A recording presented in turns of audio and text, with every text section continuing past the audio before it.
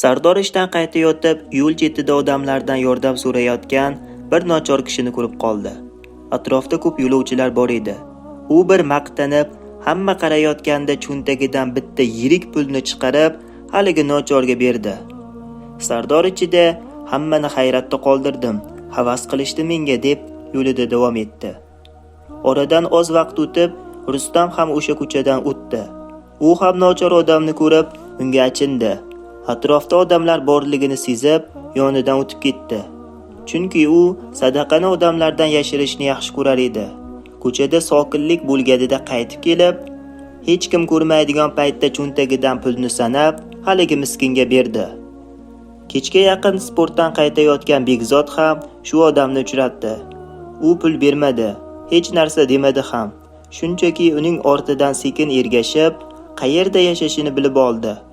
Ertasi kuni erta tongda haligi uy oldiga borib, eshik tagiga bitta xaltada bor pulini solib qo'yib ketdi.